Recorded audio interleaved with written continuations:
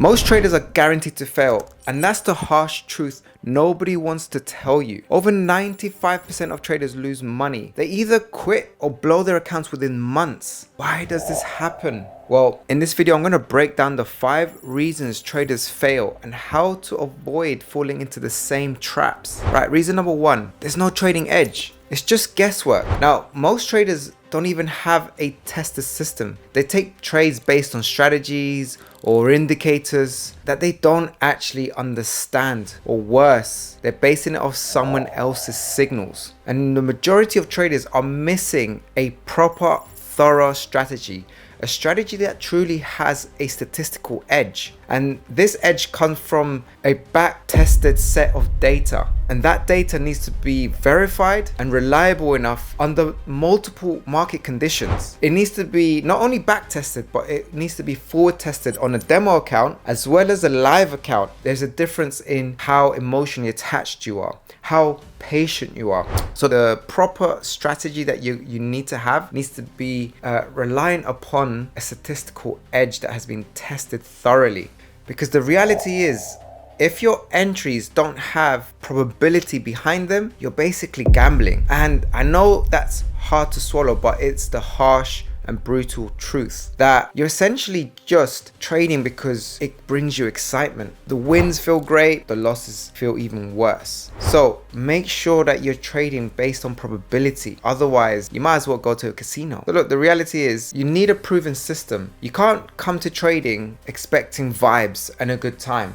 You need to develop an edge and stick to it. And the second reason is that traders have zero emotional control. They panic when trades go against them, and they get greedy when they're winning, and they start revenge trading when they lose because they can't accept it. Every decision becomes emotional. Now look, we've all heard the statistic that trading is 80% psychology. Well look, in the beginning, it's going to be 1% psychology because you have to focus 99% of your time on your technical strategy, on your edge, on building the data, on finding out the probability of your edge playing out. But once you've understood your edge, once you have your trading plan and you know your model, you know what you're looking out for, then it becomes more like 90% mindset and only 10% technical. That's the reality. So your psychology, the prioritization of it, it shifts once you've mastered an edge. Now the reality is, until you master your fear and greed, your strategy doesn't even matter. So all that hard work you're putting in the beginning,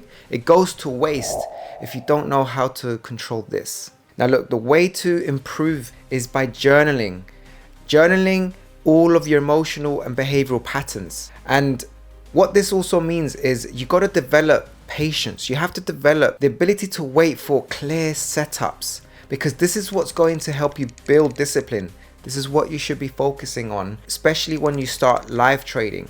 Start small and build up your discipline, build up the tolerance of waiting. And when you can't, when you feel the emotions, just journal it, write it down, because this data will serve you later on. Right, reason number 3 is over leveraging and poor risk management is killing your account fast. People risk half, in fact the entire daily drawdown on one trade, trying to get into the funded stage quicker, or they're trying to double their money, and they're trying to do this and then they end up getting wiped out. So the best thing you can do is, in the beginning, follow a static risk management protocol.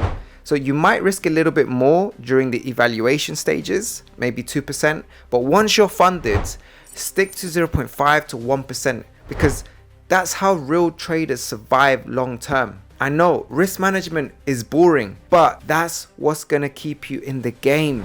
4th reason is that impatience and unrealistic expectations is ruining you. Everyone is trying to flip $100 to $10,000 in a week, but trading is a skill. It's not a get rich quick scheme. So you need to focus on building a rules-based system that you reward, because trading rewards consistency. It doesn't reward this hype of flipping accounts. That does not last. You might get lucky a few times, but what you want to do is you want to build a long-term skill of following a process day in, day out, a repeatable process, because that's how you're going to develop the consistency that you need in order to compound your accounts, compound your capital. And finally, reason number 5 is that if you're not learning or reviewing your process, you're going to have poor performance. Most traders don't even track or measure their performance. This is why they fail, because what you can track and measure, you can control. And if you can control something, that means you can repeat it. And so if you recognize your mistakes, but you also recognize your good traits, you recognize your good behaviors and good emotions, then you get the opportunity to repeat them. Otherwise, you're going to end up being stuck. And look, when you think about it, journaling your trades is like free coaching. You become your own psychologist, your own therapist. You are recognizing patterns in your behavior, in your emotions, in your journal, and you are tagging that and labeling it with different market conditions, time of day, how you feel physically, mentally, your routine. This is why it's essential to journal in your first few years of trading and beyond, but especially in the beginning, because that's when you're truly getting to know yourself, and when you start to reprogram and rewire your average thinking, your default systems, into a trader who is disciplined, who is composed under pressure, and knows what decisions to take. And that means you're gonna have to learn from every single loss. And you have to reframe the way you see losing and see it more as an expense to your business rather than something that's tied to your identity. And you start hearing that voice in your head, doubting yourself, calling yourself dumb. You need to recognize these things and reframe it to, hey, I'm learning from this trade. This trade is now part of my journal, and it's now data that will serve me for years to come. These are the kind of ways that you need to reframe your thinking. So look, if you're doing any of these 5 things, that's exactly why you're stuck. Fix them and you'll finally start to trade like the 5% that actually win consistently.